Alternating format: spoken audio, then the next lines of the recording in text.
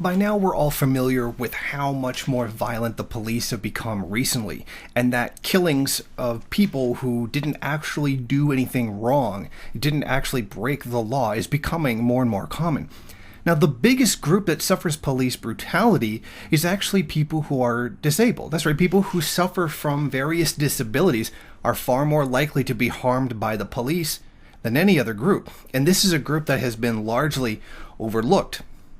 Now, because of the increasing criticism of police for their frankly murderous actions, they have come up with a new way to deal with people who have disabilities.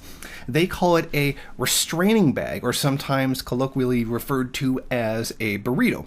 Essentially, it's a gigantic body bag with handles on it that allow the person to be locked inside, tightly squeezed, and then to be carried away with handles. And this is supposed to protect both the person who is in it and the police officers carrying out the arrest, illegal detainment, or, whatever it happens to be.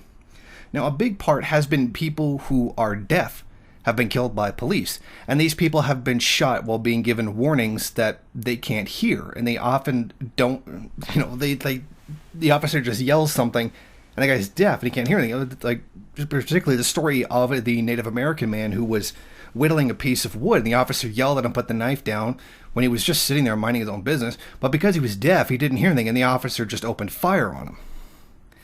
Now, here's a little bit more information about these, I call them police body bags. They're manufactured by DeSantis Gunhide, a division of Helgen Industries. The EDP bag, which is an acronym for Emotionally Disturbed Person, retails from $750 to $899, has already been used hundreds of times in 2016 by the New York Police Department. Now, advocate groups for people with disabilities say that this is a bad idea and this is the wrong path to take, especially for someone who hasn't done anything wrong, hasn't committed any kind of a crime, and thus should not be made subject to police violence. Many groups, particularly Carla Rabinowitz of Community Access, says this would actually make situations worse. If people in the mental health community find out that their fate is to be put in a body bag, they will fight even harder to not get into a body bag. Essentially, what they're saying is that if they know things are going to be worse, then why would you obey the commands of the police officer?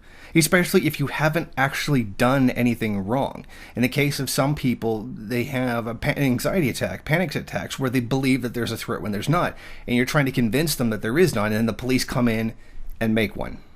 So you can see how this really is not effective for de-escalating the situation.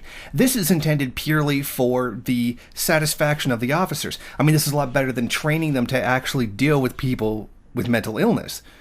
I mean, it's cheaper in the end too. You don't have to actually train an officer. Just grab one of these bags and then just beat the suspect until they're compliant enough to get them into this device, which is essentially what it is. This is a lot better than training them to deal with mental health issues. Assuming police officers even care. Most of the time, they will open fire on people just because it's easier to do that than to de-escalate the situation like they're supposed to.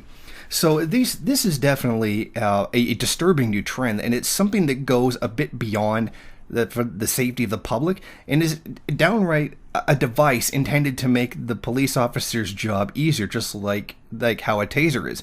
And that intention of making the job easier for the police officer just ends up in getting people killed.